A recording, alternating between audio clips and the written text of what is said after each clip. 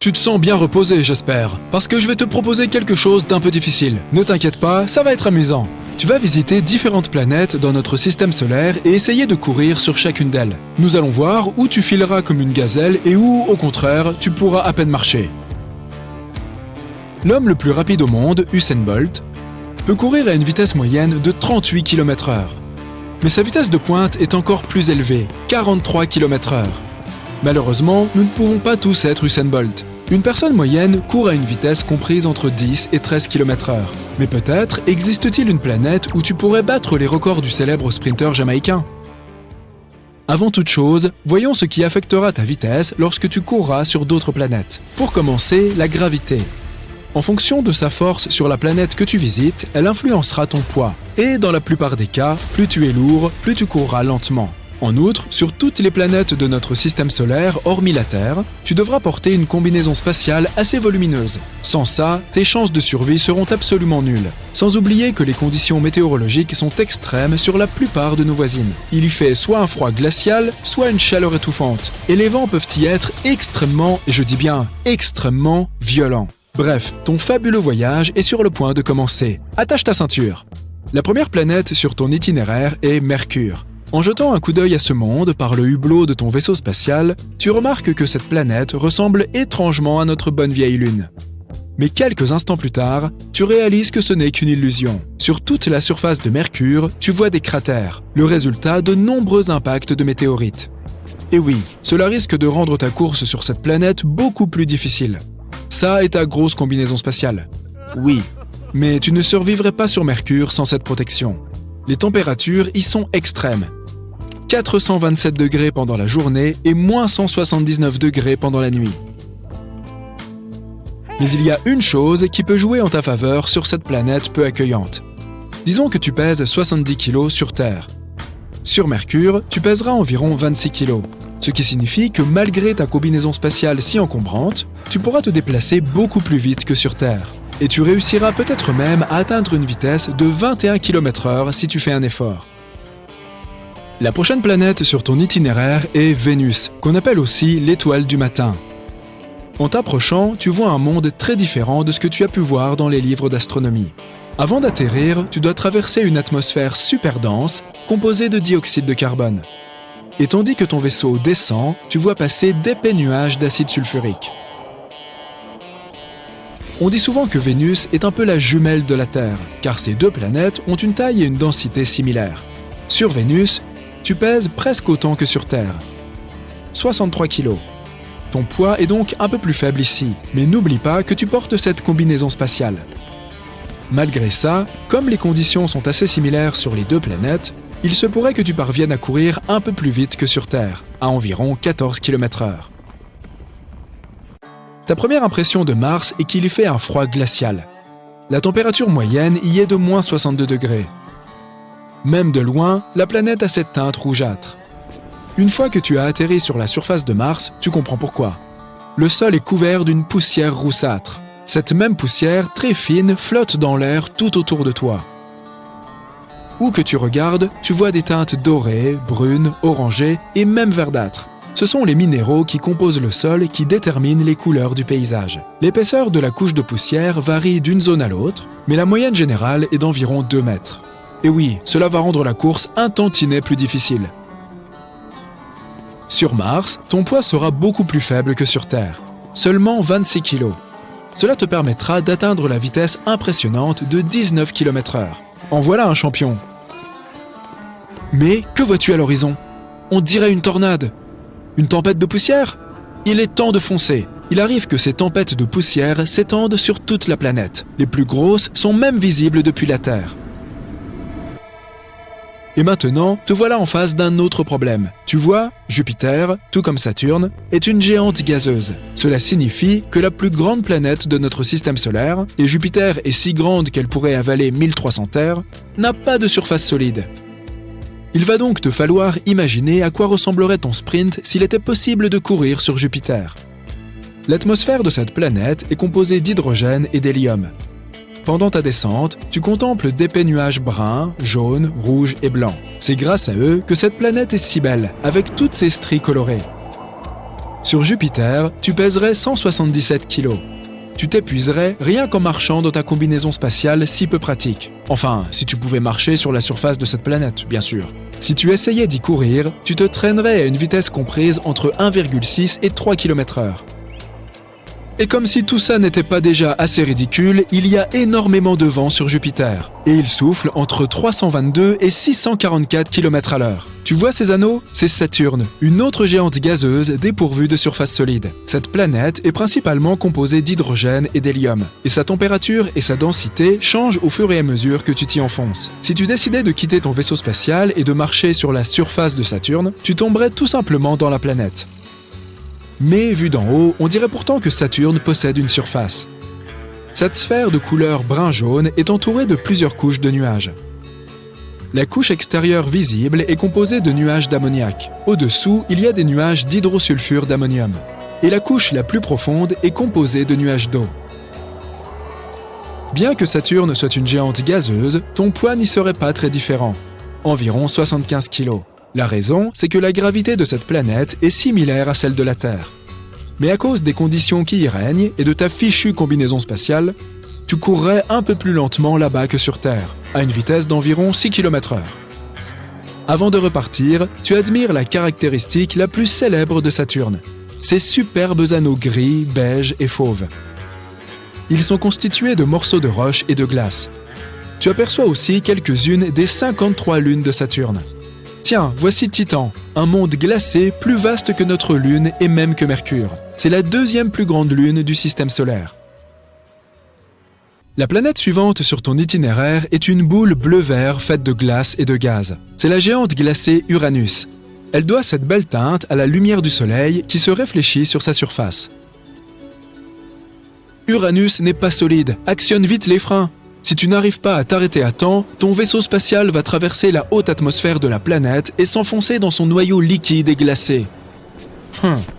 Je doute que tu parviennes à y mener ton expérience. Alors, il nous faut à nouveau faire preuve d'un peu d'imagination. Sur Uranus, ton poids serait d'environ 62 kg. Et, contre toute attente, tu pourrais atteindre une bonne vitesse ici, au moins 13 km/h. Si tu ne te retrouves pas au milieu d'un ouragan, bien sûr. En été, il y a d'énormes tempêtes sur cette planète, lorsqu'Uranus est à son plus haut niveau de chaleur. Les ouragans peuvent alors s'y étendre sur plus de 9650 km.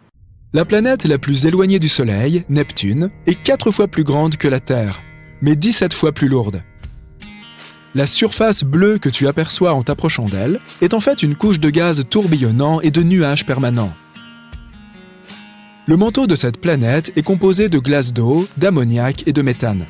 Et c'est à peu près tout ce que Neptune a comme surface. Il n'y a donc pas de terre ferme ou marché. Alors, une fois de plus, on va utiliser notre imagination. Sur Neptune, tu pèserais un peu plus lourd que sur Terre, 79 kg. Mais ta vitesse y serait à peine inférieure à celle que tu atteins sur notre belle planète, environ 8 km/h. Voilà, ton aventure touche à sa fin. Alors, sur quelle planète as-tu le plus aimé courir? Imagine ça, tu gagnes un abonnement à une salle de sport spatiale. Tu vas pouvoir voyager dans le système solaire tout en faisant de l'exercice. Mais attention, la gravité agit différemment selon les corps. Alors découvrons si tu peux devenir plus fort ailleurs ou si tu dois continuer à t'entraîner sur Terre. Ton vaisseau spatial s'approche de la planète naine Pluton. Il fait de plus en plus froid à chaque seconde. Pas étonnant, le Soleil est à plus de 6 milliards de kilomètres. Tu dois être content d'avoir apporté ta combinaison thermique, non?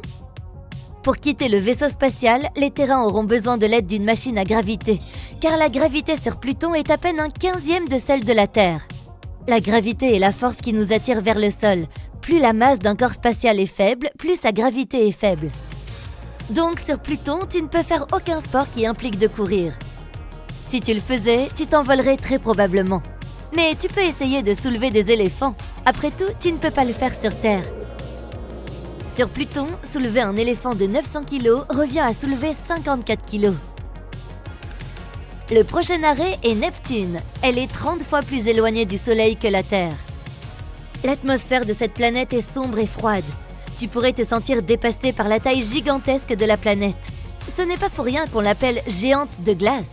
Peut-être qu'aujourd'hui tu aurais envie de faire des sports d'hiver? Dire que Neptune vit en hiver perpétuel est un euphémisme. La température moyenne sur la planète est d'environ moins 225 degrés Celsius.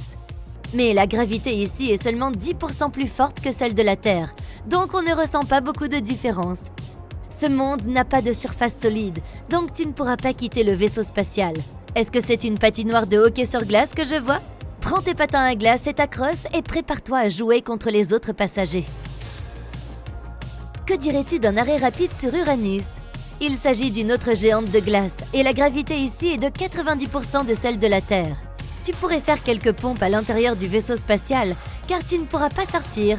La surface glacée de la planète est composée d'eau, de méthane et d'ammoniac sous forme liquide. Il n'y a pas de sol solide sur lequel marcher. Mais si tu trouvais un moyen de sortir, tu te sentirais plus léger que sur Terre.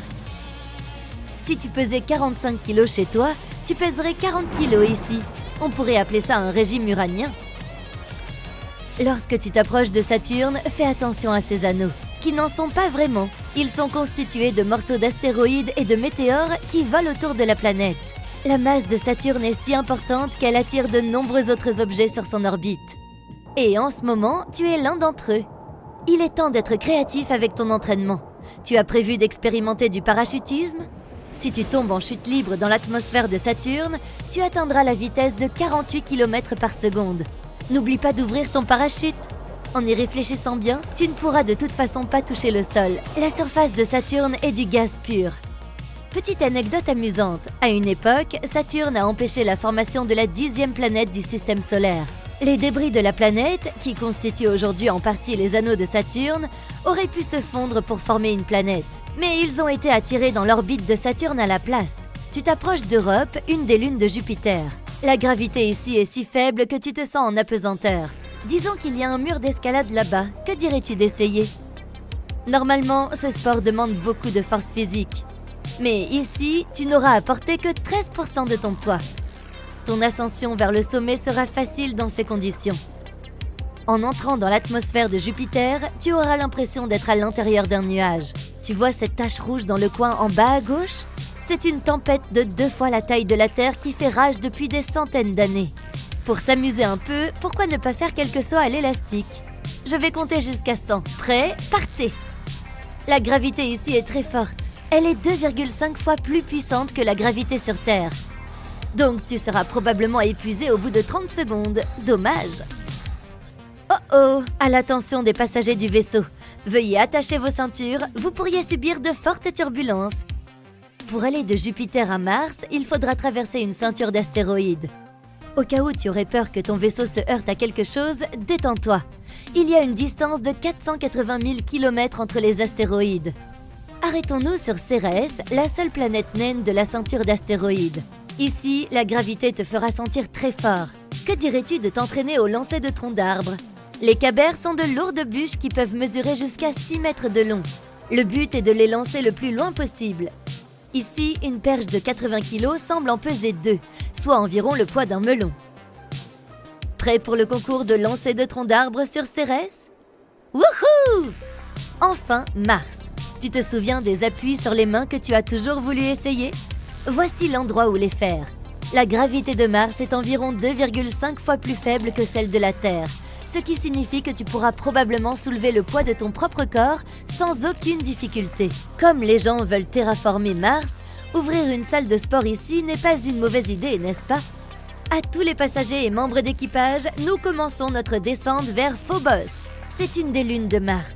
La gravité ici est incroyablement faible. Si tu as toujours rêvé d'avoir une force surhumaine, c'est l'endroit idéal pour toi. Tu peux t'entraîner ici en faisant par exemple de la gymnastique artistique. Commence par faire la roue, puis passe à des figures exécutées en l'air. Sur Phobos, tu pourras faire des triples sauts périaux-arrière en un rien de temps. Ah, regarde! La Terre est sur le point d'apparaître à l'horizon. D'ici, elle est majestueuse. Mais nous n'allons pas nous arrêter là. Au lieu de cela, nous allons visiter la sœur de la Terre, Vénus. Elle a presque la même masse que la Terre, ce qui signifie qu'elles ont une gravité similaire. Les terriens ne peuvent pas survivre sur la surface de Vénus à cause de la grande quantité d'ammoniac dans son atmosphère. Mais imaginons que tu puisses pratiquer du sport en plein air ici. Tu as envie d'essayer le bubble foot? Pour cela, il faut se couvrir avec un énorme ballon et se heurter sans cesse aux autres joueurs. Les gens jouent à ce jeu sur Terre. Sur Vénus, avec sa gravité légèrement plus faible, ça pourrait être un peu plus facile. Mais quand même, tu dois prendre en compte que tu auras une balle de 10 kilos comme gilet. Un peu comme un hamster sur Terre, sans compter que ta tenue limitera tes bras et tes jambes. Ce sera un défi, mais ça me semble amusant. On continue. Si tu atterris sur le côté ensoleillé de Mercure, tu connaîtras des températures de 426 degrés Celsius. Si tu te sens fatigué après ta séance d'entraînement dans l'espace, un sauna humide et relaxant te fera le plus grand bien. Tu te sentiras comme une toute nouvelle personne quand tu arriveras sur la planète suivante. Nous allons voler le plus près possible du Soleil pour que tu puisses ressentir sa gravité. La masse du Soleil est énorme. C'est plus de 333 000 fois la masse de la Terre. Et la gravité est extrêmement puissante ici. Tu aurais du mal à soulever un objet aussi léger qu'une bouteille d'eau s'il était possible de marcher sur la surface du Soleil. Trop chaud, tu dis ? Eh bien, j'imagine que c'est beaucoup plus frais si tu reviens la nuit. Haha, je plaisante. Sur le chemin du retour, nous nous arrêterons sur la Lune, le satellite naturel de notre Terre. Marcher sur la surface de la Lune, c'est comme sauter. Tu pourras sauter jusqu'à 10 mètres, alors pourquoi ne pas essayer le parcours ? Si tu joues au basket, marquer un point sera très difficile. Mais tu pourras sauter plus haut que le panier et faire un slam dunk spectaculaire. Et pourquoi pas du baseball ? Si tu lances la balle vers le haut, tu ne la reverras probablement jamais. Enfin, nous atterrissons sur Terre. Désolé de te décevoir, mais tu ne reviendras pas avec une force surhumaine. Même lorsque tu soulevais un éléphant, la gravité t'aidait beaucoup. Mais ça a été un bon voyage, tu ne trouves pas ? Imagine ceci. Dans un futur pas si lointain, tu pars en vacances dans l'espace. Et tu dois décider quels objets tu dois emmener avec toi. Mais au lieu de consulter les prévisions météo, tu ouvres ton simulateur de gravité. En effet, tu vas avoir besoin de savoir comment tous ces objets réagiront sur différentes planètes. Par exemple, tu dois emporter cette pelle en métal ou non ?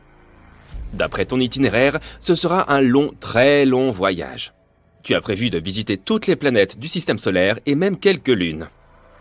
Mais en raison de la différence de gravité sur ces corps spatiaux, tu n'es pas sûr de l'utilité de certaines choses dont tu as l'habitude de te servir. Commençons par l'essentiel, les Tupperware. Je ne sais pas ce que font les voyageurs de l'espace, mais nous, les terriens, nous emportons nos Tupperware partout où nous allons. Cependant, si tu devais les emmener sur, disons, Mercure, ils s'envoleraient très probablement dans l'atmosphère. Ces récipients en plastique que tu utilises pour conserver tes aliments sont trop légers. Et comme la gravité sur Mercure est 2,5 fois plus faible que celle sur Terre, tu devras peut-être remplir tes récipients en plastique avant de les sortir de ton vaisseau spatial pour aller pique-niquer. Si un Tupperware pèse environ 200 grammes sur Terre, il ne pèsera qu'un quart de ce poids sur Mercure. Maintenant, si nous y mettons quelques bananes, une poignée de mini-carottes et 2 pastèques, tu pourras emporter ton récipient en toute sécurité hors de ton véhicule spatial. Il te sera juste un peu difficile de faire tenir tout ça dans un Tupperware de taille standard. Mais attends, avant de sortir, tu dois savoir que la température atmosphérique sur Mercure peut atteindre 426 degrés Celsius. Cela signifie que ton récipient en plastique va instantanément fondre dès qu'il entrera en contact avec l'air. Et tes aliments, eux aussi, seront complètement brûlés. Tu peux peut-être essayer de te munir d'un récipient en titane, cela fonctionnera. Ou alors, contente-toi des aliments spécialement conçus pour les astronautes. Et maintenant, un petit tour sur Vénus, c'est parti. Si tu devais emmener ce même récipient vide sur Vénus, ce serait comme si tu étais sur Terre. Parce que Vénus est considérée comme la jumelle de notre planète. Elles ont énormément de choses en commun. Par exemple, leur taille et leur masse sont presque identiques. En ce qui concerne la gravité, voici la formule. Plus la masse est importante et plus la densité est élevée, plus la gravité est forte. La gravité sur Vénus est environ 10% plus faible que sur la Terre. Donc oui, tu peux quitter ton vaisseau spatial avec ton récipient, vide ou plein, et profiter d'un magnifique déjeuner pittoresque sur la surface de Vénus. Tu devras cependant trouver un moyen de manger sans enlever ta combinaison spatiale. L'atmosphère de Vénus est chargée d'acide sulfurique. Et ça peut irriter ton nez et ta gorge et te poser des problèmes de respiration. Ou pire, bien pire. Ensuite, tu ne pourras emporter aucun objet trop léger en posant le pied sur Phobos. Et non, il ne s'agit pas d'une île grecque. Pas même d'un yaourt grec, mais c'est un nom plutôt cool, n'est-ce pas ? C'est en fait l'une des lunes de Mars. Ici, même ton vaisseau spatial aurait besoin d'un peu d'aide pour se maintenir près du sol. Mettons qu'il pèse autant qu'un bus. Eh bien, n'importe quelle personne de taille moyenne pourrait le soulever d'une seule main. Parce que sur Phobos, les habitants de la Terre ne ressentiraient qu'à peine la force de gravité. Et fais très attention si tu t'amuses à sauter. Un seul bond un peu trop enthousiaste et te voilà projeté dans l'espace. Passagers du vaisseau Voyager. Veuillez ne pas sortir du véhicule. Tu t'approches de Jupiter, une géante gazeuse. Une tempête sans fin fait rage dans son atmosphère. De plus, il n'y a pas de surface solide sur cette planète, ce qui signifie bien sûr qu'il n'y aura pas d'atterrissage. Si tu regardes par le hublot, tu auras l'impression que vous vous déplacez à travers un gigantesque nuage. Mais pour les besoins de notre expérience, on va quand même faire un essai. Vas-y, lance cette balle de baseball que tu as emportée au cas où le voyage deviendrait un peu ennuyeux. Et compte le temps que la balle va mettre pour toucher la surface. Si sur Terre, ta balle tomberait à une vitesse de 9806 mètres par seconde, sur Jupiter, la même balle toucherait le sol à une vitesse 2 fois et demie supérieure. C'est parce que Jupiter est plus de 10 fois plus grande que la Terre et environ 300 fois plus lourde que notre belle planète bleue. Maintenant, si tu déplaces ton vaisseau spatial juste un peu sur le côté, vers l'une des lunes de Jupiter, Europe, la situation sera complètement différente. Si tu lances ta balle de baseball en l'air sur Europe, tu ne la reverras plus jamais. La gravité y est presque inexistante, ce qui signifie que non seulement ta balle de baseball s'envolerait instantanément, mais tu connaîtrais toi-même un sort similaire. D'un autre côté, si tu te décides quand même à t'aventurer hors de ton vaisseau spatial pour explorer le champ gravitationnel d'Europe, pourquoi ne pas essayer de soulever le véhicule spatial lui-même ? Sur cette lune, un terrien ordinaire peut facilement soulever jusqu'à 450 kg, ce qui équivaut à un élan mâle adulte de taille normale. Ou tu peux soulever une formation pyramidale de 9 personnes de la même taille. À toi de choisir. Lorsque tu t'approches de Saturne, fais bien attention. Même si de loin, ses anneaux ont l'air tout à fait lisses et d'une seule pièce, de près tu remarqueras qu'ils sont en réalité faits de fragments de glace et de roches qui flottent dans l'espace. Tu ne voudrais pas abîmer ton joli vaisseau, n'est-ce pas ? Il n'y a pas non plus de surface solide sur Saturne, ce qui rend là aussi l'atterrissage impossible, et l'atmosphère est pleine d'ammoniac. N'oublie pas que c'est un environnement plutôt inhospitalier pour un humain. À l'intérieur de ton vaisseau spatial, tu trouves une collection de livres de science-fiction. Assez pour remplir une étagère entière. Ensemble, ils doivent peser environ 180 kg. Oui, ça fait beaucoup de livres. Et comme si tu étais doté de super pouvoirs, tu essaies de soulever la moitié de ce poids d'une seule main. Mais devine quoi ? Tu échoues. Parce que la gravité de Saturne est trop semblable à celle de la Terre. Au cas où toutes ces histoires de gravité t'auraient un peu embrouillé l'esprit, lorsque nous parlons de gravité, nous nous référons à la force avec laquelle une planète, ou tout autre corps spatial, attire les objets vers son centre. Donc, si tu as besoin d'un peu d'aide pour organiser ta collection de science-fiction par ordre alphabétique, demande à l'équipage de déplacer le vaisseau vers un corps spatial voisin dont la force gravitationnelle est plus faible. Comme Pluton, par exemple. Aujourd'hui, elle n'est plus considérée comme une planète. Juste une planète naine, et l'un des corps spatiaux les plus éloignés du Soleil. Tu auras besoin d'une combinaison spatiale extra chaude pour y aller. Pluton est glacé et sa surface est minuscule. Elle est plus petite que notre chère Lune. Mais c'est un endroit idéal pour tester ta force. Si sur Terre, il est pratiquement impossible pour une personne normale de soulever un éléphant, sur Pluton, tu pourras soulever un éléphanteau pesant environ 120 kg. Et même un éléphant de taille moyenne qui peut peser jusqu'à 900 kg.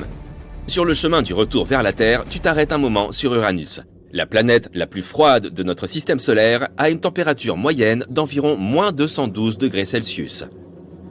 Donc, si tu tentes de sortir de ton vaisseau spatial, tu gèleras avant même d'avoir fait un seul pas. Bien que la gravité sur Uranus soit assez similaire à celle de la Terre, il y a une chose qui est très différente. Le temps. Une escapade de 2 semaines sur Terre se transforme en vacances de 3 ans sur Uranus. Si tu en as marre des planètes froides, tu peux retourner voyager sur des planètes plus chaudes. Oui, Mars est sans doute plus chaude qu'Uranus. Mais sa température moyenne est quand même d'environ moins 62 degrés Celsius. Sur Terre, nous n'avons des températures aussi basses qu'au pôle Sud pendant l'hiver. Lorsque tu atterriras sur Mars, tu commenceras à te sentir à la fois léger et fort. La gravité de Mars est environ 2,5 fois plus faible que celle de la Terre. En d'autres termes, tu parviendras probablement à soulever ton propre poids sans aucune difficulté. Alors, toi qui as toujours voulu réussir à faire le poirier, tu as enfin trouvé l'endroit où réaliser ton rêve. Uranus a un hiver qui dure 22 ans. Sur une planète pareille, si elle était habitable, tout serait gelé et couvert de glace. un désert blanc et gris à perte de vue. Les gens devraient constituer des réserves de nourriture et d'autres denrées, construire des bâtiments et des maisons extra robustes, et ne jamais quitter leurs épais vêtements. Enfin, tout transport serait pratiquement impossible. Mais grâce au Soleil, chaque planète de notre système solaire dispose d'un climat, d'une météo et de saisons qui lui sont propres. Plusieurs facteurs contribuaient à tout cela. Pour commencer, tout dépend de la distance d'une planète par rapport au Soleil. Si une planète est proche, comme notre voisine Mercure, elle reçoit une intense séance d'UV. Mais si elle se trouve éloignée, comme la planète naine Pluton, elle demeure glaciale même en été. Considérez ensuite la vitesse de rotation d'une planète. Celles qui prennent leur temps pour tourner sur elles-mêmes, comme Mercure, ont des jours et des nuits extrêmement longs. Cela signifie qu'un côté devient très chaud lorsque le soleil brille et extrêmement froid lorsqu'il est obscurci. La Terre est plutôt équilibrée grâce à sa vitesse de rotation modérée. L'atmosphère compte aussi. Une épaisse atmosphère empêche les températures de devenir trop extrêmes. Mais s'il n'y a presque pas d'atmosphère, tout chauffe et se refroidit énormément. L'inclinaison de l'axe d'une planète et la forme de son orbite sont également cruciales. Même sur Terre, les régions proches des pôles sont sujettes à 6 mois de jour et de 6 mois de nuit. Et si la trajectoire d'une planète autour du Soleil est de forme elliptique, elle se réchauffe et se refroidit encore davantage à mesure qu'elle se déplace. Aucune planète n'est unique. Certaines présentent des variations et d'autres non. Commençons par Mars, notre petite voisine préférée et future colonie potentielle. C'est la 4e roue de notre système solaire et elle a une façon bien à elle de vivre les saisons. Elle en a 4, tout comme la Terre, bien qu'elle soit environ 2 fois plus longue que les nôtres. Mais cette planète a également une orbite excentrique en forme d'œuf. En raison de cela, la vitesse de son orbite est d'autant plus variable. Elle influence ses saisons. Les hivers martiens durent environ 4 mois terrestres. Ils sont également beaucoup plus froids que sur Terre. Près des pôles en hiver, les températures peuvent descendre jusqu'à moins 120 degrés. Un hémisphère développe une calotte glaciaire à mesure que l'hiver s'installe, laquelle capte environ un quart de l'atmosphère sous la forme de glace sèche. Puis, le printemps venu, elle la restitue. Mars n'a pas non plus le luxe d'immenses océans comme ceux de la Terre pour équilibrer ses températures extrêmes. Les chercheurs pensent qu'elle pourrait en avoir eu dans un lointain passé, mais aujourd'hui toute cette eau a disparu. Sans eau, Mars peut atteindre des températures extrêmement basses en hiver et bien plus chaudes en été. La géante gazeuse Saturne a un axe légèrement plus incliné que la Terre. Cependant, malgré sa trajectoire elliptique et son inclinaison, elle reste constamment froide. C'est parce qu'elle est très éloignée du Soleil, essentiellement privée de sa chaleur. Même en été, Saturne reste distante et conserve une température glaciale. Elle a aussi une atmosphère épaisse. L'atmosphère d'une planète agit comme un régulateur thermique. Si une partie devient trop chaude ou trop froide, l'atmosphère redistribue doucement cette température à travers la planète. Ainsi, quoiqu'un hémisphère puisse recevoir plus de soleil lors de son équinoxe, cet air épais assure que les choses restent relativement fraîches. En haute altitude dans l'atmosphère de Saturne, cependant, c'est une toute autre histoire. Les températures peuvent varier d'extrêmement froides en été à un absurde moins 190 degrés Celsius en hiver. Uranus, la géante de glace, est notre planète suivante. Avec son orbite elliptique et sa distance considérable du Soleil, elle demeure perpétuellement gelée. Son atmosphère épaisse maintient également ses températures frigorifiques tout au long de l'année. Uranus présente une inclinaison délirante, 3 fois plus conséquente que celle de la Terre. Elle est presque couchée sur le côté, et c'est probablement l'un des endroits les plus extrêmes de notre système solaire. Pendant l'été d'Uranus, un pôle reçoit la totalité de l'ensoleillement, tandis que l'autre extrémité fait face au froid glacial de l'obscurité. En fait, en raison de son inclinaison étrange et de sa rotation, Uranus est plus froide que sa voisine plus lointaine, Neptune. Ce qu'il faut également savoir, c'est que chaque saison sur Uranus dure environ 22 années terrestres. Ce qui n'est pas sans nous rappeler l'hiver de Westeros dans la saga fantastique du Trône de Fer. C'est parce qu'Uranus met 84 ans à accomplir une révolution complète autour du Soleil, de sorte que son année passe très lentement.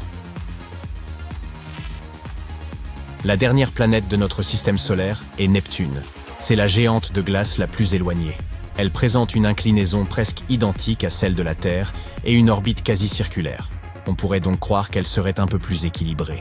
Cependant, cette planète conserve une atmosphère glaçante et des températures inimaginablement basses.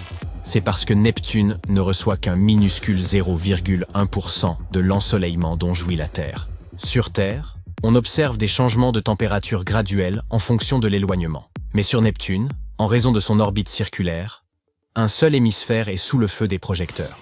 Contrairement à sa voisine, Uranus, Neptune reçoit un peu de chaleur de son noyau. Mais cette chaleur n'aide pas beaucoup. Le froid y est assez constant, que ce soit en hiver comme en été. Mais certaines planètes ne se soucient guère de nos saisons traditionnelles. Elles les reproduisent simplement à travers différents cycles de température tout au long de l'année. Ces planètes incluent Mercure, Vénus, Mars et Jupiter. Mercure est la planète la plus proche du Soleil. Elle est pour le moins étrange, car un cycle complet jour-nuit sur cette planète équivaut à 176 jours terrestres. Après une demi-année sur Terre, il est enfin temps pour les habitants de Mercure de rentrer du travail. C'est parce qu'elle se déplace sur une trajectoire de forme ovoïde. C'est aussi la raison pour laquelle elle connaît d'énormes changements de température. Parfois, elle est très proche du Soleil, et parfois, elle ne l'est pas. En même temps, elle n'a pas d'atmosphère et aucune protection contre les rayons du Soleil. Cela se traduit par des journées extrêmement chaudes et des nuits incroyablement froides. Mais cela signifie qu'elle a aussi beaucoup de temps pour passer de brûlante à glaciale. Lorsqu'elle est la plus éloignée, débute le véritable hiver de Mercure. Ou du moins, c'est ainsi que nous l'appelons. Ainsi, si la planète avait des saisons, elle n'en aurait que 2. La suivante est Vénus. C'est une planète à la chaleur implacable. Oubliez les saisons, il y fait tout simplement chaud tout le temps.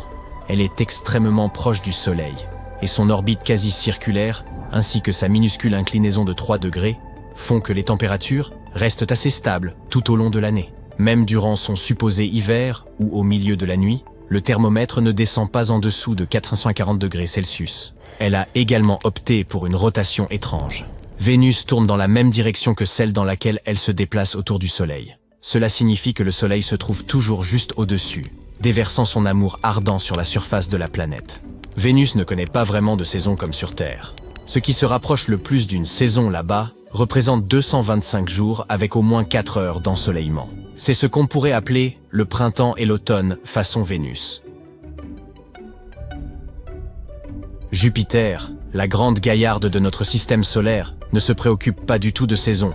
Elle se contente d'une petite inclinaison de 3 degrés, presque aussi décontractée que celle de Mercure. De plus, son orbite correspond presque à un cercle parfait, elle ne connaît donc pas beaucoup de variations en termes d'ensoleillement. Par ailleurs, avec une rotation rapide de moins de 10 heures terrestres, il n'y a pas suffisamment de temps pour permettre l'apparition de saisons distinctes de ces longues nuits. L'hiver jupitérien est essentiellement la répétition de n'importe quel autre moment de l'année. Et enfin, Pluton, qui n'est toujours pas une planète, mais qui vaut toujours la peine d'être observé. Pluton réside en périphérie de notre système solaire. Cette lointaine cousine est la définition même du froid. Les températures y avoisinent les moins 229 degrés Celsius. Elle a aussi l'orbite la plus étrange. Elle est très longue, elliptique et inclinée. Pluton chemine donc à une immense distance de son astre. Cela, combiné à une atmosphère presque inexistante, maintient Pluton dans un état de froid perpétuel. Les hivers là-bas peuvent être plus extrêmes que la moyenne. Cependant, le changement le plus important qu'un naufragé constaterait sur Pluton n'est pas la température mais l'éclat du soleil.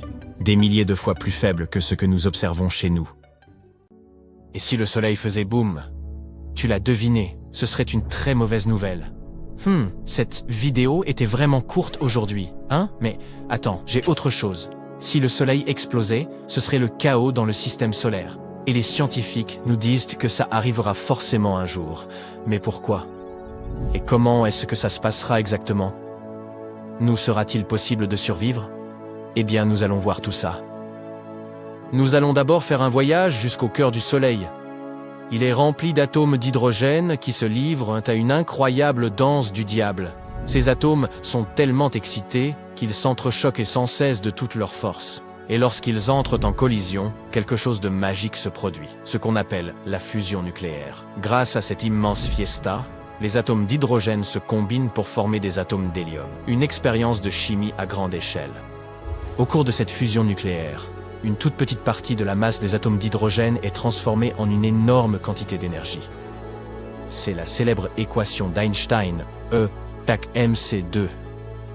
L'énergie se libère sous forme de lumière et de chaleur, rayonnant vers l'extérieur et illuminant tout le système solaire.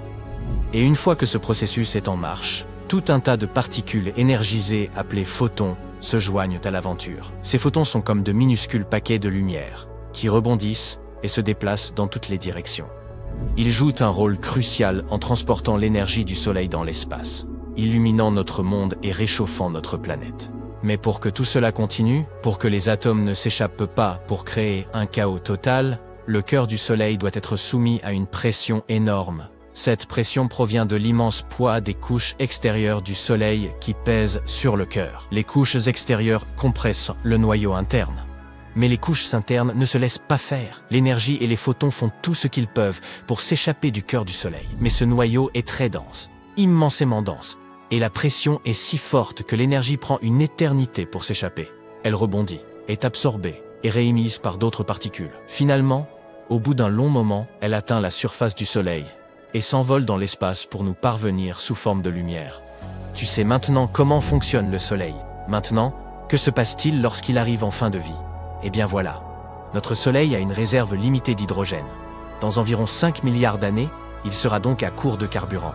Après ça, notre étoile subira de grands changements. Alors, fais bien attention, car il y a de fortes chances que nous manquions l'événement. Tout d'abord, le Soleil va gonfler et devenir une géante rouge, se dilatant comme un ballon. Il deviendra si grand qu'il engloutira les planètes intérieures, y compris notre Terre bien-aimée. Un Soleil vraiment sans gêne, qui prend toute la place. Nous n'assisterons donc pas à ces derniers jours, à moins que nous ne déménagions très loin.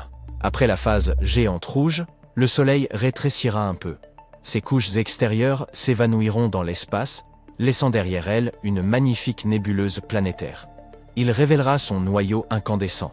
Oh, le noyau, maintenant rempli d'hélium, aura une voix bizarre. Non, commencera à fusionner des éléments plus lourds comme l'oxygène et le carbone. Ces réactions ne seront pas aussi vigoureuses, comme à la fin d'une fête, quand on est un peu fatigué. Finalement, l'hélium finira par s'épuiser lui aussi et le Soleil deviendra une naine blanche compacte, un retraité stellaire profitant de ses vieux jours. Les scientifiques estiment qu'il reste au Soleil environ 7 à 8 milliards d'années avant qu'il n'éteigne ses lumières. Mais ne t'inquiète pas, d'ici là, l'humanité sera peut-être déjà partie vers une galaxie lointaine ou aura même évolué en une nouvelle et surprenante espèce. Notre Soleil ne s'éteindra donc pas avec fracas comme un feu d'artifice. Il n'est pas assez gros pour devenir une supernova ou un trou noir. Ces superstars de l'espace ont besoin d'une masse bien plus importante que notre Soleil pour advenir. Mais que se passerait-il s'il explosait soudainement? Comme ça, brutalement et sans raison. Voyons ça. Imagine, le Soleil fait boum. Une situation des plus délicates sur Terre. L'événement libère une quantité folle d'énergie, envoyant une onde de choc qui traverse l'espace à la vitesse de la lumière. Il faut environ 8 minutes pour que cette onde nous atteigne. Pourquoi? Eh bien, le Soleil se trouve environ à 150 millions de kilomètres de nous. Il faut donc un peu plus de 8 minutes et 20 secondes à sa lumière pour parcourir toute cette distance et nous atteindre. Mais parlons de l'événement lui-même. Ce serait un spectacle grandiose, mais malheureusement, ce serait aussi la fin. Les quantités folles d'énergie libérées provoqueraient une expansion rapide du Soleil qui engloutirait les planètes intérieures, y compris notre Terre. Et ce n'est pas tout. Prépare-toi à une gigantesque rafale de radiation. Le Soleil déverserait un torrent de particules superchargées, des rayons X et des rayons gamma, le genre de particules qui peuvent sérieusement tout chambouler. En atteignant notre atmosphère, ces particules à haute énergie provoqueront un chaos incroyable. Elles ioniseront l'atmosphère, créant une énorme impulsion électromagnétique.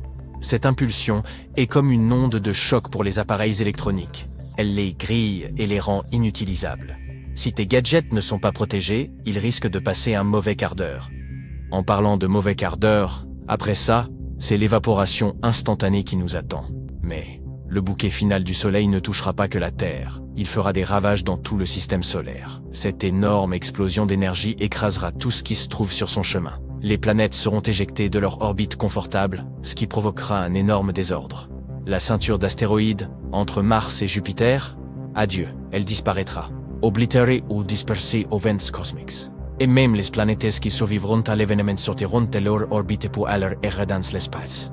Et n'oublions pas les planètes extérieures, comme Jupiter et Saturne. Ces géantes génèrent leur propre chaleur, ce qui leur confère un certain confort et attire de nombreuses lunes. Mais le boom du Soleil leur volerait cette chaleur, les transformant en des endroits incroyablement froids. Maintenant que nous avons parlé de la catastrophe que cela représenterait pour le système solaire, posons la question suivante. L'humanité peut-elle s'en sortir? La réponse courte est non. Ce n'est pas possible. Tout serait anéanti, sauf peut-être quelques bactéries discrètes cachées dans l'ombre. Mais dans le cas inimaginable où le Soleil nous aurait prévenus à l'avance, nous pourrions avoir une chance de nous en tirer. Si nous étions informés et que nous disposions d'assez de temps pour nous préparer, nous pourrions activer notre mécanisme de survie. Qu'est-ce que ça veut dire? Comme la Terre ne survivrait pas à la colère du Soleil, il nous faudrait déménager autre part. Tu te souviens que nous avons dit que toutes les planètes ne seraient non pas complètement détruites. Hélas, les plus proches du Soleil, Mercure, Vénus et la Terre, disparaîtraient. L'option la plus simple serait donc de déménager dans un autre système solaire possédant une planète semblable à la Terre. Mais que se passerait-il si la Terre parvenait à survivre à la catastrophe? Ne demandons pas comment, mais réfléchissons simplement aux conséquences. Eh bien, notre climat deviendrait fou. Pendant les premiers instants de la grande explosion, le rayonnement et les particules feraient monter la température en flèche. Une canicule sans fin, un cauchemardesque effet de serre. Les océans s'évaporeraient, créant des nuages épais qui retiendraient la chaleur et ne la laisseraient plus s'échapper dans l'espace. Et après ça, sans la chaude étreinte du Soleil, la Terre deviendrait un véritable congélateur. Il faut donc sortir des sentiers battus. Une idée serait de s'abriter profondément sous terre, là où nous ne serons pas tellement affectés par les radiations et les changements soudains de température.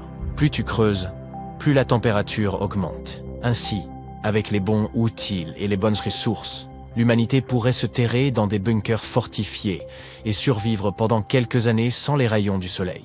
Pourquoi seulement quelques années? Tu te souviens que nous avons dit que le Soleil est le centre de gravité de notre système solaire. Sans lui, la Terre serait à la dérive, à la recherche d'un nouveau centre de gravité. Imagine notre planète, notre fidèle satellite, la Lune, et toutes les autres planètes flottant lentement dans l'espace. Heureusement, notre fidèle Soleil tient bon, nous gardant au chaud et nous éclairant pour encore pas mal de temps. Nous sommes donc en sécurité pour quelques milliards d'années. Mais il est toujours amusant d'imaginer des scénarios impossibles. Alors à bientôt pour de nouvelles aventures. Regarde ce type balèze à la peau toute rouge. Il a séjourné sur Mars pendant une bonne minute. C'est pourquoi il semble avoir utilisé la mauvaise teinte d'autobronzant. Tous les caroténoïdes contenus dans les carottes, les patates douces, les poivrons, les tomates et les citrouilles le protègent des rayons UV. Plus il mange, plus il devient orange. Quant à sa corpulence, elle est due à la pesanteur martienne. La gravité ici nous fait percevoir notre poids différemment. Et si tu veux assurer sur Mars, tu dois beaucoup manger. Par exemple, si une personne pèse 68 kg sur Terre, elle ne pèse pas plus de 30 sur Mars. Manger plus peut donc aider à réduire l'écart entre la gravité et le poids. Mercure est tout à fait différent. Il y fait plus chaud que sur la plus brûlante des asphaltes le jour, mais plus froid que le château d'Elsa la nuit. Il faut être fait de métal avec un point de fusion élevé pour pouvoir survivre ici. Mais pour nous, humains ordinaires, nous serions vite grillés. Littéralement. Bien que Mercure soit la planète la plus proche du Soleil, Vénus reste la plus chaude. La vie sur Vénus parle plutôt de la jumelle maléfique du Soleil. La température y oscille généralement autour de 465 degrés Celsius en moyenne. Survivre au point d'ébullition de l'eau ou dans la chaleur extrême de Vénus est un défi pour la plupart des espèces terrestres. Seule une poignée d'entre elles peut supporter des températures bouillantes. Les autres se précipitent au Starbucks pour prendre un latte glacé dès les premiers rayons du soleil printanier. Aucun être humain ne peut donc évoluer suffisamment pour survivre sur Vénus. Les seules créatures qui pourraient y prospérer sont probablement des tardigrades et les gens chelous qui mettent de la sauce piquante sur tout. Tu te demandes ce que sont les tardigrades ? Eh bien, ce sont des créatures minuscules et adorables qui ressemblent à des chenilles et qui sont incroyablement résistantes. Elles peuvent supporter l'eau bouillante, les profondeurs d'une fosse maritime et le vide glacial et sans lumière de l'espace. Récemment, les tardigrades ont fait l'objet d'une étude scientifique à bord d'un vaisseau spatial qui s'est malheureusement écrasé sur la Lune. Les scientifiques pensent que les tardigrades ont pu survivre à l'impact. Aimerais-tu te transformer en cette créature et vivre sur Vénus ? Bon, nous en avons fini avec les planètes terrestres. Passons aux géantes gazeuses. Maintenant, regarde ce gars qui vient de Saturne. Il a des nageoires et non des bras. Il a de petits trous sans rabat d'oreilles externes au lieu d'oreilles normales. La majeure partie de cette géante gazeuse est plus froide que le cœur de ton ex, car la température y est d'environ moins 140 degrés Celsius. On ne peut pas marcher dessus, mais on peut se transformer en boule de neige ou en cristal de glace si l'on se sent fringant. La situation est assez similaire sur Jupiter, si bien que se transformer en phoque et s'y prélasser n'est sans doute pas une mauvaise idée. Au moins, tu pourras y vivre sans payer de loyer. Et ne me parle même pas de Neptune et Uranus. Ce sont des géants de glace qui n'ont pas de surface solide, donc ces types aux griffes acérées que l'on voit dans les films? Oui, ils n'existent pas. De plus, ces deux-là ne sont pas vraiment accueillants pour nous autres. Je m'en tiendrai à mes patates douces sur Mars. Merci beaucoup. Coloniser d'autres planètes, c'est un peu l'aventure cosmique suprême. Ce défi a nourri l'imagination des hommes pendant des siècles, et nous en rêvons encore aujourd'hui. L'une des meilleures candidates est la planète Mars. Ce n'est pas surprenant. Mars est une planète rocheuse qui ressemble à la Terre à bien des égards, et sa surface présente même d'anciennes traces d'eau. Cela en fait donc une destination de choix pour la colonisation. De nombreux scientifiques travaillent sur des projets visant à envoyer des humains là-bas afin d'y établir une communauté permanente. Mais y a-t-il d'autres candidates ? Il y a de nombreuses planètes et lunes dans notre système solaire. Alors pourquoi ne pas se tourner vers d'autres destinations ? Par exemple, Cérès. Cérès est un véritable joyau. C'est une planète naine, pas une planète à part entière, tout comme Pluton. Elle se trouve dans la ceinture d'astéroïdes entre Mars et Jupiter. C'est la planète la plus proche du Soleil et elle est minuscule. Elle fait à peu près la taille du Texas. Alors, pourquoi la choisir ? Parce que Cérès pourrait abriter de précieuses ressources. Sa surface est couverte de cratères et d'autres particularités géologiques. Et les scientifiques pensent qu'au-dessous, il y a une épaisse couche de glace d'eau. Ce qui signifie qu'en profondeur, il pourrait y avoir un océan d'eau liquide. Si c'est le cas, Cérès pourrait constituer une précieuse ressource pour nos futures missions. Elle pourrait fournir l'eau nécessaire à notre exploration du système solaire. Alors, pouvons-nous la coloniser ? Et si oui, comment faire ? En fait, de nombreux scientifiques et passionnés de l'espace ont proposé cette idée. Pour coloniser Cérès, il faudrait utiliser les mêmes méthodes que celles utilisées pour établir des colonies sur la Lune, sur Mercure et sur les satellites de Jupiter et de Saturne. Et ce n'est pas si difficile que ça. Il faut juste trouver comment s'adapter à une atmosphère très ténue, à des températures extrêmes, à la pression et à tout un tas de choses désagréables. Mais gardons espoir. Au final, il ne s'agit que d'une question de ressources. Nous aurons besoin d'eau, de minéraux et d'autres matières premières. Ainsi, nous pourrions créer une colonie autonome. Et par chance, Cérès en regorge. Nous commencerions par installer des habitations dans les cratères.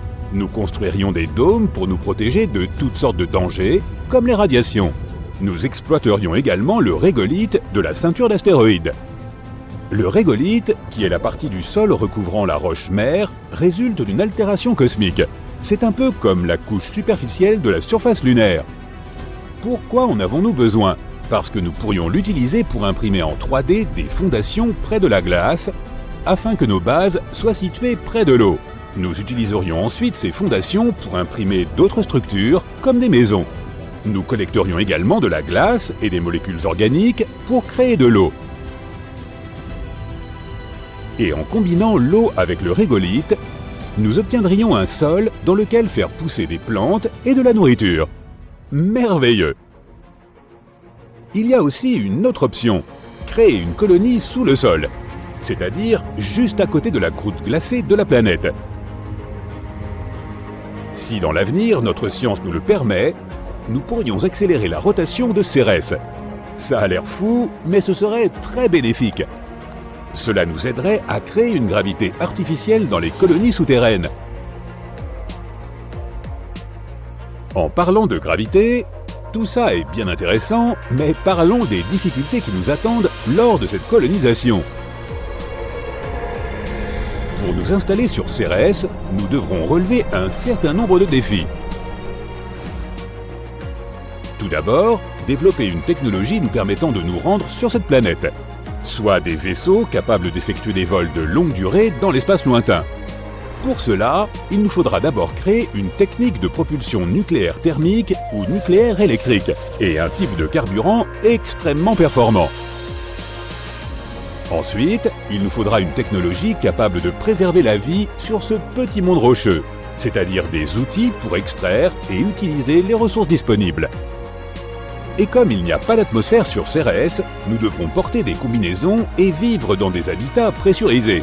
Et ce n'est qu'un début. Vivre sur cette planète ne sera pas une mince affaire. Par exemple, comment faire face aux températures extrêmes, ou aux radiations, ou encore à la gravité incroyablement faible évoquée plus haut. Ce dernier point est certainement l'un des plus gros problèmes. La gravité de Cérès ne représente que 3% de celle de la Terre. Tu ne voudrais pas t'envoler dans l'espace pendant que tu joues au football, n'est-ce pas ? Mais le fait qu'un simple bond puisse t'entraîner dans un voyage sans fin n'est pas le seul problème. Même si tu restes à la surface de la planète, tu rencontreras les mêmes soucis que les astronautes de la Station spatiale internationale. Par exemple, une perte de masse musculaire, une diminution de la densité osseuse, une baisse de la vision, une détérioration du système cardiovasculaire. Eh ben, qui aurait cru que la gravité était si importante ? Si nous voulions survivre sur Cérès, il nous faudrait donc soit un tas de médecins, soit une gravité artificielle. Et n'oublie pas que cette faible gravité ralentira aussi notre travail. Bien sûr, nous ne pouvons aller nulle part sans argent. Coloniser Cérès coûtera extrêmement cher, surtout si l'on tient compte de tout ce qui précède. Mais Cérès est quand même l'une des meilleures candidates pour la colonisation. Par exemple, on y trouve beaucoup de méthane et d'ammoniac. Ils peuvent être transformés en combustible ou en azote gazeux. Alors, pourquoi ne pas s'en servir pour coloniser Mars et Vénus ? Cette faible gravité a quelques avantages. Grâce à elle, le lancement de véhicules spatiaux serait grandement facilité. Nous gaspillerions beaucoup moins de carburant et les voyages entre Cérès et d'autres planètes seraient beaucoup moins chers. Ainsi, même si Cérès ne devient pas notre résidence permanente, elle peut devenir un bon pôle de transport, une espèce de gare spatiale. Nous pourrions l'utiliser comme base pour extraire des matériaux utiles dans la ceinture d'astéroïdes. Ensuite, nous transporterions tout ça vers Mars ou vers la Terre. Elle pourrait également devenir une station de ravitaillement pour les vaisseaux qui voyagent au-delà du système solaire. Toute cette science-fiction est plutôt géniale, n'est-ce pas ?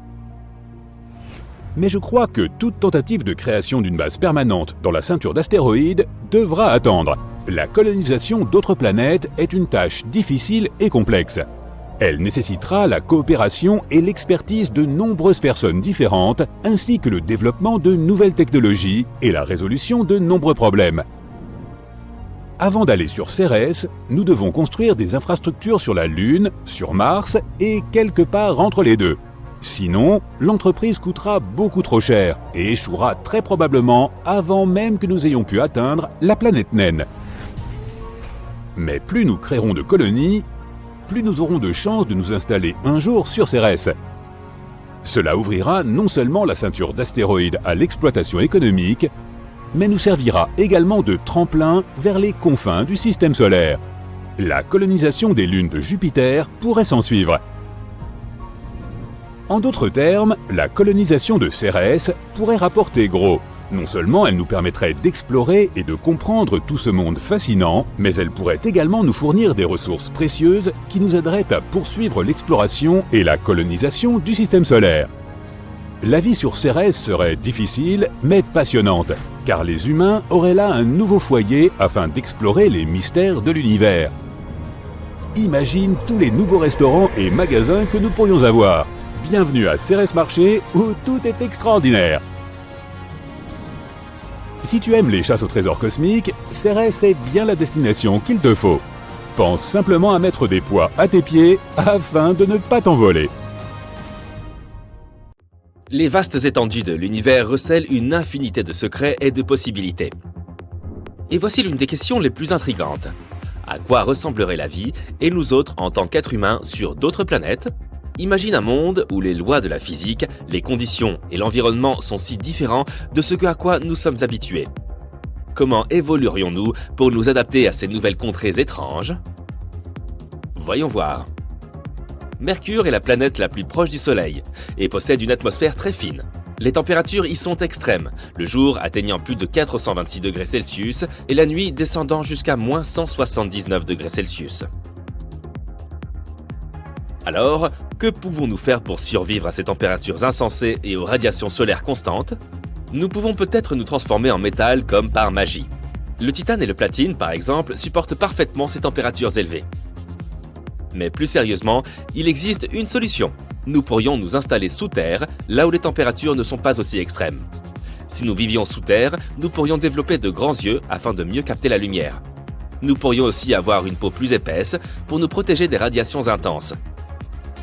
En fait, nous avons deux options. Devenir Iron Man ou bien devenir des taupes. Passons à Vénus. Cette planète est extrêmement hostile.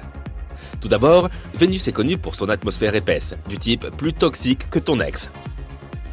Toute la planète est recouverte de dioxyde de carbone et sa surface est complètement desséchée, ce qui la rend incroyablement étouffante. La température moyenne y est d'environ 452 degrés Celsius, ce qui en fait l'une des planètes les plus chaudes de notre système solaire. N'oublie pas non plus la pression incroyable qui y règne. Se tenir sur Vénus, c'est comme plonger à 920 mètres sous l'eau. Seuls des microbes terrestres les plus résistants pourraient survivre dans de telles conditions. Donc, si tu désires vivre sur Vénus, tu devras peut-être te transformer en microbe. Hélas, comme nous ne sommes pas des micro-organismes, il nous faudrait porter un équipement spécial pour y survivre. Peut-être devrions-nous nous développer un exosquelette résistant à la chaleur afin de nous protéger, ainsi que de nouveaux poumons capables de filtrer les particules toxiques de cette atmosphère. Parlons plutôt de notre cousine écarlate favorite, Mars. Le premier changement notable, après quelques centaines d'années, serait un nouveau squelette. La gravité sur Mars est beaucoup plus faible que sur Terre, donc tes muscles et tes os auront tendance à s'atrophier. Pour compenser cette différence, tu devras manger davantage et probablement te mettre à la gym. Tu devras aussi t'adapter à la faible pression atmosphérique et aux températures plus froides. Il te faut bien un moyen de retenir la chaleur, n'est-ce pas? Cela signifie que tu devras avoir une couche de graisse plus épaisse. Désolé, mais sur Mars, nous risquons de prendre du poids. Une raison de plus pour faire du sport. Un autre changement important se produirait au niveau de la peau. Ta peau est comme une grande barrière qui te protège des désagréments tels que les bactéries, les rayons UV ou le fait de ressembler à un monstre écorché. Que se passerait-il alors? Eh bien, tu deviendrais très probablement orange, à cause des caroténoïdes.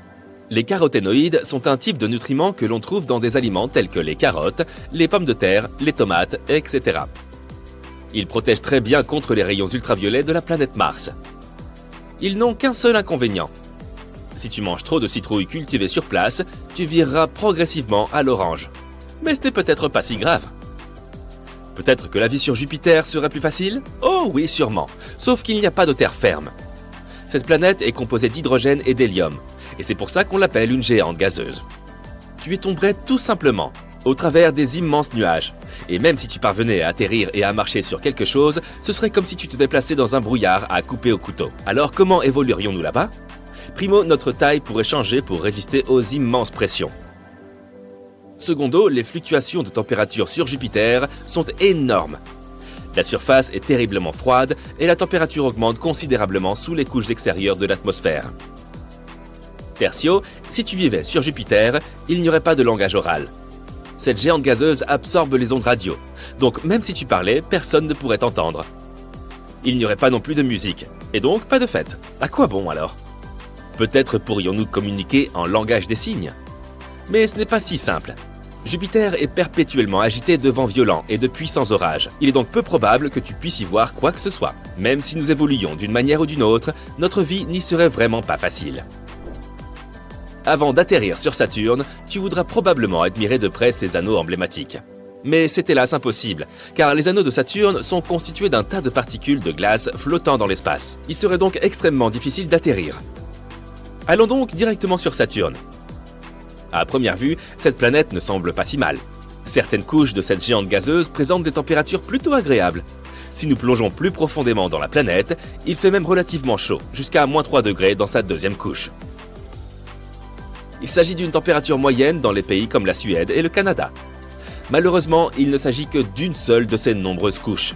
Le reste de la planète est incroyablement froid. Pour survivre sur Saturne, nous devrions donc faire beaucoup d'efforts. En plus du froid, nous devrions nous accommoder de l'environnement hostile de la planète, notamment ses tempêtes extrêmes, ses vents violents et ses radiations. Pour nous protéger de ces conditions, il nous faudrait encore développer une peau résistante, des techniques d'isolation, etc., etc. La planète suivante est Uranus. L'environnement d'Uranus est très différent de celui de la Terre, avec des températures beaucoup plus froides, l'absence de surface solide et une atmosphère très différente. C'est comme une autre Jupiter, mais qui donnerait dans les tons bleus. Mais on pourrait plus mal tomber. Il y a même de l'eau sur Uranus. Le seul problème, c'est que la planète regorge d'ammoniac, ce produit radical que nous utilisons pour le nettoyage. Ne t'étonne donc pas si tu y sens une odeur irrespirable. De plus, il fait incroyablement froid là-bas, comme si l'hiver n'en finissait jamais. Comment survivre dans un environnement aussi sombre et hostile ? Nous aurions besoin d'une peau plus épaisse pour faire face à ces températures extrêmes. Nous aurions également besoin d'yeux plus grands pour mieux voir dans l'obscurité. Enfin, nous pourrions être amenés à développer un nouveau système auditif, comme celui des dauphins. Ce serait assez rigolo, non ? Passons à Neptune. Si des êtres humains devaient évoluer sur Neptune, il leur faudrait s'adapter à ces conditions difficiles. Neptune, la 8e planète la plus éloignée du Soleil, est une autre géante gazeuse. La seule différence est que cette planète pourrait bien avoir un noyau solide. Si nous devions vivre sur Neptune, nous n'aurions d'autre choix que de flotter ou de nager à travers son atmosphère riche en méthane. Nous devrions également développer des branchies ou un dispositif semblable pour respirer. En fait, nous deviendrions soit des reptiles de l'espace, soit des poissons cosmiques. Sur Neptune, la gravité est légèrement supérieure à celle de la Terre, mais les vents violents font qu'il est très difficile de rester en place. Pour résister au vent, il nous faudrait être beaucoup plus lourd. Là encore, il s'agit de manger beaucoup et de se muscler. Oui, techniquement ce n'est pas une planète, mais nous l'aimons toujours et nous ne pouvons pas la laisser en reste. Un monde petit, lointain et incroyablement froid. Pluton est encore plus petite que notre Lune. Et pour cette raison, il n'y a presque aucune gravité. Il sera donc très difficile de s'y tenir debout. Pour éviter de s'envoler accidentellement dans l'espace en jouant au football, il faudrait créer des machines simulant la gravité. Et si nous ne voulons pas avoir le vertige, nous devrons développer un tout nouveau système nerveux. Mais Pluton pourrait être pire. Par exemple, il y a de l'eau liquide sous sa surface, et même quelques montagnes glacées. Il serait peut-être possible d'y survivre si nous disposions d'un équipement conséquent, de vêtements, de fournitures et... Non, laisse tomber, c'est trop se compliquer la vie.